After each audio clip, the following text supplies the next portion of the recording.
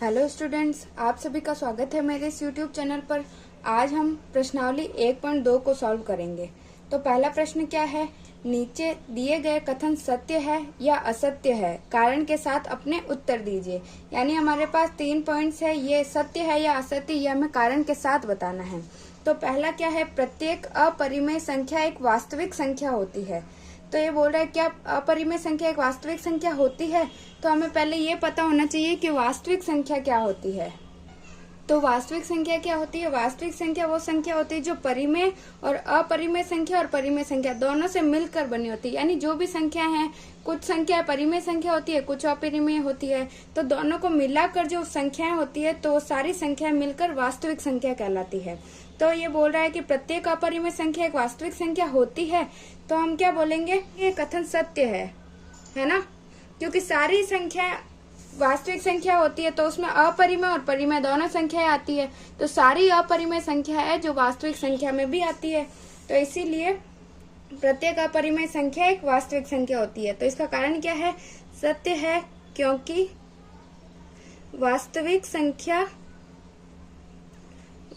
संख्याएं जो है परिमेय व अपरिमेय दोनों से मिलकर बनती है ना, दोनों से मिलकर बनती है। या फिर वास्तविक संख्या में परिमेय संख्या भी आती है और अपरिमेय संख्या भी आती है, यानी दोनों संख्याओं से मिलकर वास्तविक संख्या बनती है। ठीक है। दूसरा है, संख्या रेखा का प्रत्येक बिंदु √m के रूप का होता है, जहां m एक प्राकृत संख्या है। तो ये सत्य है या असत्य, तो क्या है, ये कथन असत्य है। असत्य क्यों है, क्योंकि ये बोल रहा है, प्राकृत संख्या के बारे में मैंने आपको पिछले क्लास में बताया था। प्राकृत संख्या क्या होती है, प्राकृत संख्या कौन सी संख्या होती है, 1 से लेके अनंत तक संख्या जो सारी होती है वो सब प्राकृत संख्याएं होती है। तो ये बोल रहा है √m जो है वो संख्या रेखा पर निरूपित कर सकते हैं। तो m अगर प्राकृत संख्या है तो m 1 हो सकता है, 2 हो सकता है, 3 या कोई भी संख्या हो सकती है ना। तो अंडर में हम रख दिया 1, तो क्या आएगा 1, √2 तो क्या आएगा 1.414, फिर ये अनंत तक चलती रहेगी। ये एक निश्चित संख्या नहीं है, तो ये तो एक परिमित संख्या है ना, और ये एक अपरिमेय संख्या है। फिर √4 में 2, तो अब ये क्या है कि इसमें केवल कैसी संख्या आ रही है, प्लस की संख्या, यानी धनात्मक संख्याएं ही आ रही है। और ये बोल रहा है कि संख्या रेखा पर प्रत्येक बिंदु m के रूप का हो सकता है, लेकिन संख्या रेखा क्या होती है, ये एक संख्या रेखा है, यहाँ पे 0, 1, 2, 3 और ये से अनंत तक। तो इसमें पीछे भी होता है -1, -2, तो ये होती है संख्या रेखा। अब ये बोल रहा है संख्या रेखा पर प्रत्येक बिंदु √m के रूप का हो सकता है, तो प्रत्येक कहाँ से हो सकता है, क्योंकि जो ये प्राकृत संख्याओं के वर्गमूल हमने निकाले हैं वो केवल धनात्मक ही हो सकते हैं, वो ऋणात्मक नहीं हो सकते। तो इसीलिए प्रत्येक जो है, प्रत्येक बिंदु √m के रूप का नहीं हो सकता, है ना। समझ में आ गया क्यों नहीं हो सकता, क्योंकि प्राकृत संख्याओं का वर्गमूल हमेशा धनात्मक ही होगा, ऋणात्मक नहीं होगा। इसीलिए प्रत्येक बिंदु जो है √m के रूप का नहीं हो सकता। तो उत्तर क्या होगा, असत्य है। क्यों, क्योंकि कोई भी ऋणात्मक संख्या किसी प्राकृत संख्या का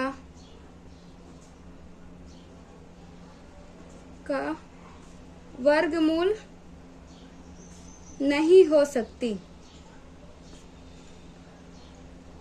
है ना। क्योंकि संख्या रेखा पर तो धनात्मक संख्या होती है तो ऋणात्मक संख्या भी होती है, लेकिन प्राकृत संख्याओं में उसका वर्गमूल ऋणात्मक नहीं हो सकता। तो इसीलिए यह कथन हमारा असत्य है। अब तीसरा कथन क्या है, तीसरा है प्रत्येक वास्तविक संख्या एक अपरिमेय संख्या होती है।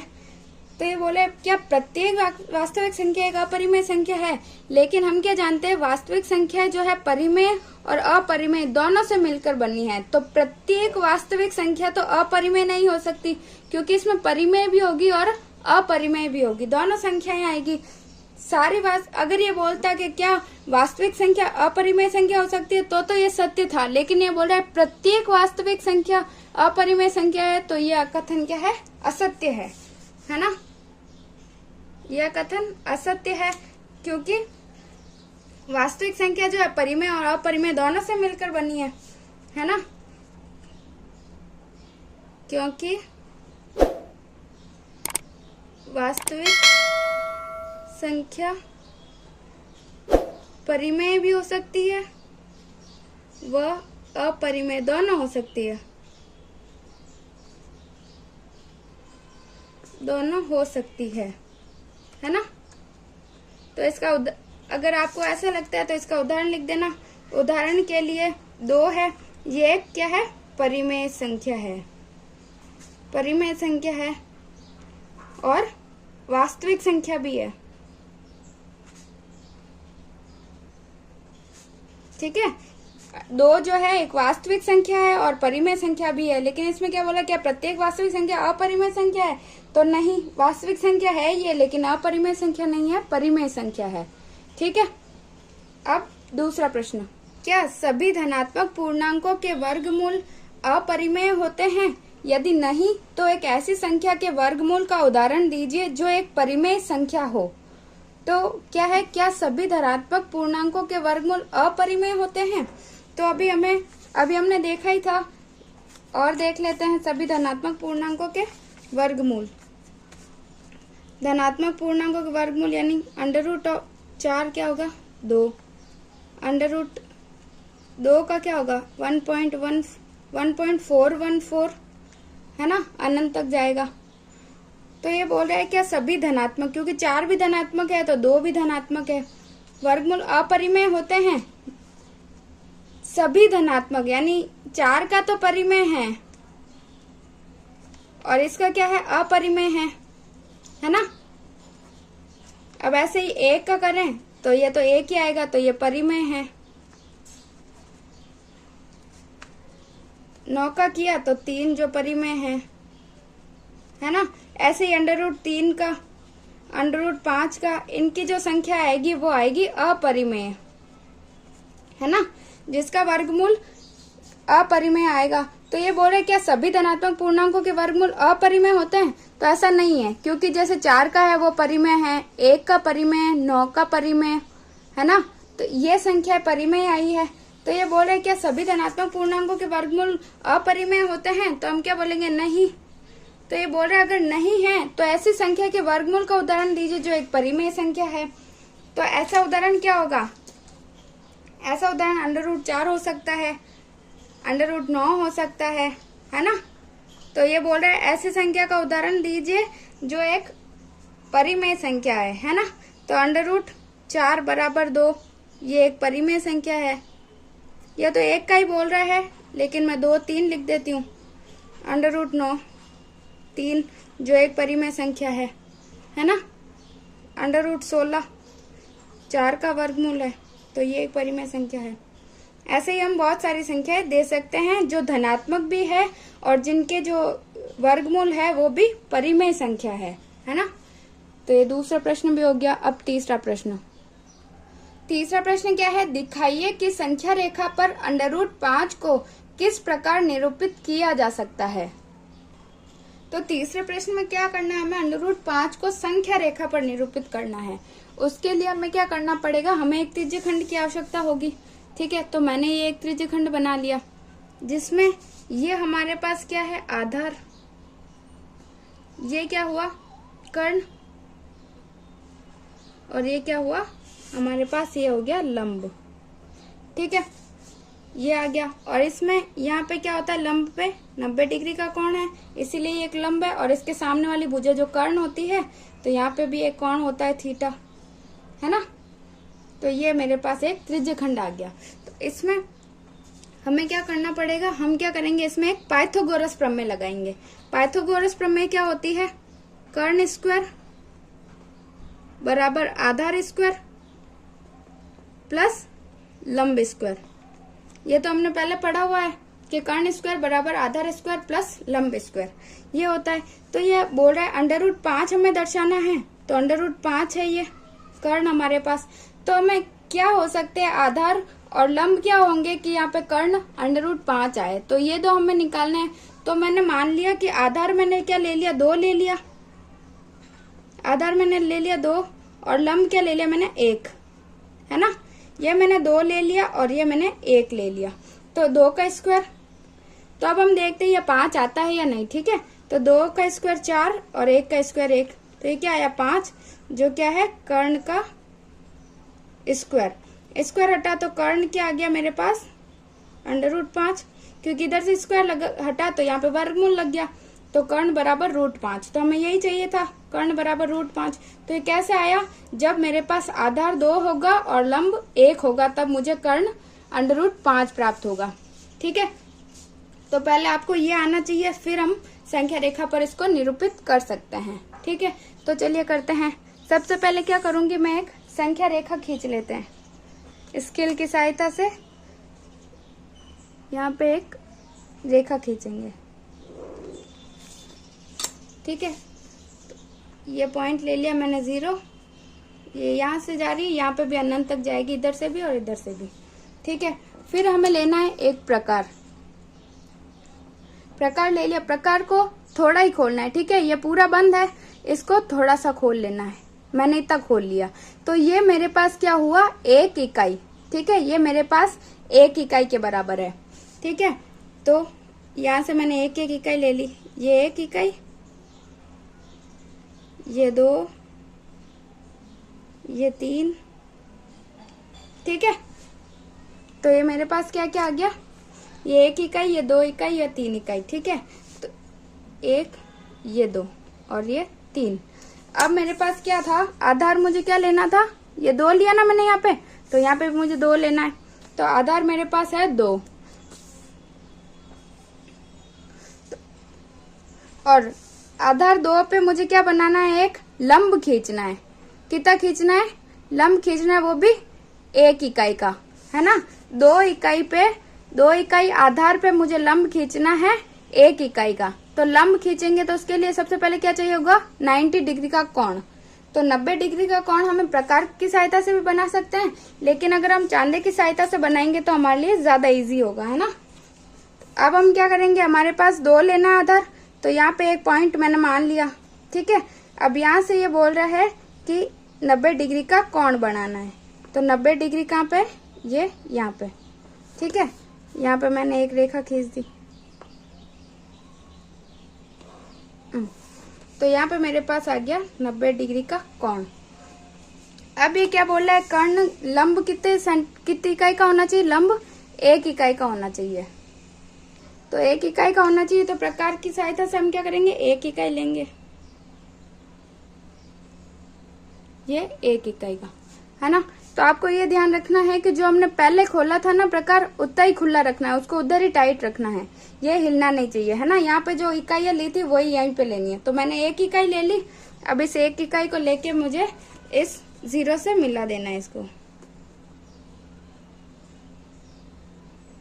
तो ये मैंने मिला दिया। तो अब √5 मुझे कहाँ मिलेगा, मुझे यहाँ से ये पूरा यहाँ लगा दिया, फिर यहाँ से प्रकार को यहाँ तक खोलना है, जो अभी हमने पॉइंट लगाया यहाँ तक, ये यहाँ तक मैंने खोल दिया। अब इस पॉइंट से यहाँ पे जो मिला, इस 2 के आगे जो पॉइंट मिला है मुझे, जैसे अभी मुझे ये पॉइंट मिला है ना, ये पॉइंट जो होगा वो क्या होगा, √5, ठीक है। यानी ये संख्या रेखा पर √5 कहाँ आएगा, यहाँ पे। आगे समझ में क्या किया मैंने, सबसे पहले ये बनाना है, इसकी सहायता से मुझे पता चल जाएगा आधार और लंब क्या होना चाहिए। फिर मैंने आधार यहाँ ले लिया, इसके अनुसार लंब ये ले लिया, तो हमारे पास कर्ण आ गया। इसके बराबर प्रकार खोल के इस संख्या रेखा पर इसका कट लगाएंगे तो ये होगा √5। तो इस प्रकार ये तीसरा प्रश्न ऐसे हल होगा, ठीक है। चौथा प्रश्न क्या है, कक्षा के लिए क्रियाकलाप, यानी ये आपको क्लास में ही करना है। फिर भी मैं बता देती हूँ, वर्गमूल सर्पिल की रचना कीजिए। यानी ये सर्पिल है, ऐसे वर्गमूल की हमें रचना करनी है। कागज की एक बड़ी शीट लीजिए और नीचे दी गई विधि से वर्गमूल सर्पिल की रचना कीजिए। सबसे पहले एक बिंदु O लीजिए और एकक लंबाई का रेखाखंड OP खींचिए। एकक लंबाई वाले OP1 पर लंब रेखाखंड P1 P2 खींचिए। अब OP2 पर लंब रेखाखंड P2 P3 खींचिए। OP3 पर लंब रेखाखंड P3 P4 खींचिए और इसी प्रक्रिया को हमें क्या करना है, आगे बढ़ाता जाना है OP1 P2 P3 से Pn तक, और ये मिलाकर √2 3 4 5 जितना भी होता है वहां तक ये सर्पिल हमें बनाना है। तो चलिए शुरू करते हैं। इसमें प्रश्न में क्या बोला है हमें कि एक बिंदु लेना है हमें O। ये मैंने ले लिया O। अब ये आगे बोल रहा है कि रेखाखंड OP खींचिए। तो ये बोल रहा है OP कितने का, 1 इकाई का। तो मैंने आपको पहले बताया था प्रकार में कितनी भी नाप जो आपको चाहिए वो खींच, मतलब उसको इतना प्रकार खोल के वो 1 इकाई मानना है। तो मैंने इसको 1 इकाई मान लिया। तो बिंदु O पे रख के मैंने ये 1 इकाई का चाप खींच दिया। ठीक है, ये चाप खींचा तो ये मेरे पास आ गया 1। ठीक है, ये 1 इकाई का खींच दिया मैंने और इसको नाम क्या दे दिया, P1। ठीक है, अब इसके ऊपर क्या करना है, मुझे एक रेखा लंब खींचना है ना। लंब खींचेंगे तभी हमारे पास क्या आएगा, कर्ण आ जाएगा। कितने डिग्री का होता है लंब, 90 डिग्री का। तो ये 90 डिग्री का लंब। फिर ये बोल रहा है कितने का, 1 इकाई लेना है इसको भी। तो यहाँ से जितना खोला था उतना ही रखना है और ये हो गया 1 इकाई। फिर यहाँ पे आया बिंदु, इसको यहाँ से मिला दिया।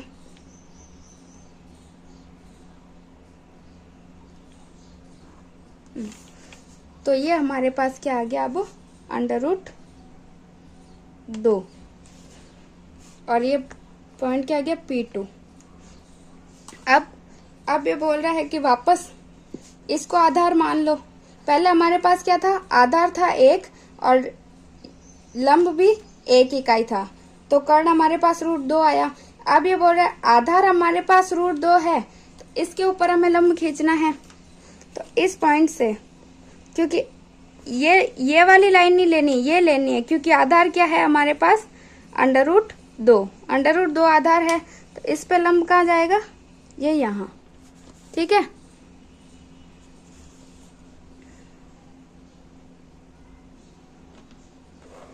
तो ये लंब हो गया। इसको भी हमें कितना लेना है, 1 इकाई। ये 1 इकाई और इसको मुझे इस बिंदु से ही मिला देना है। ये हमारे पास क्या आ गया, √3। अब वापस ये 1 इकाई। अब वापस मेरे पास आधार अब क्या है, √3 मेरे पास आधार है। अब ये आधार है तो इसके ऊपर बनाएंगे लंब, 90 डिग्री का कोण खींचेंगे।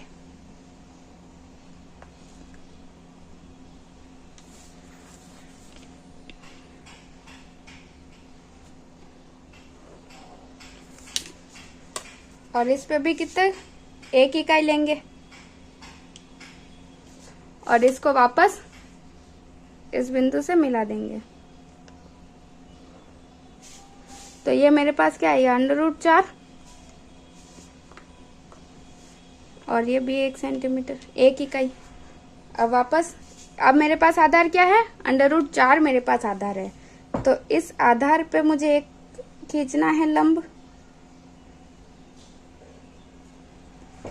तो ये मैं कहाँ तक, यहाँ पे आएगा 90 डिग्री।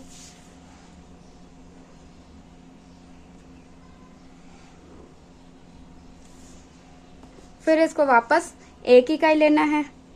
इस बिंदु पे रख के मैंने इसको 1 इकाई लिया और इसको वापस इसी बिंदु से मिला दिया। तो ये मुझे क्या प्राप्त हुआ, √5। तो ऐसे ही मुझे वापस यहाँ पे लंब खींचा, यहाँ पे 6 का बना दिया। तो ऐसे ही मुझे बनाते रहना है। ठीक है, तो आए समझ में, क्या है प्रश्न में कि हमें ये क्या बनाना है, वर्गमूल सर्पिल। ये वर्गमूल सर्पिल √2 3 4 5 6 का बनाना होगा। तब आधार हम √5 को लेंगे, इस पे लंब खींचेंगे, 1 इकाई लेंगे और फिर इसको वापस मिला देंगे तो ये क्या है, सर्पिल के आकार का बन जाएगा पूरा यहाँ तक। ठीक है, तो इस प्रकार आपको समझ में आ गया होगा ये प्रश्न। और अगर आपको मेरे वीडियोस पसंद आ रहे हैं तो आप मेरे वीडियोस को लाइक करिए, अपने दोस्तों में शेयर करिए और मेरे इस यूट्यूब चैनल को सब्सक्राइब ज़रूर कीजिए।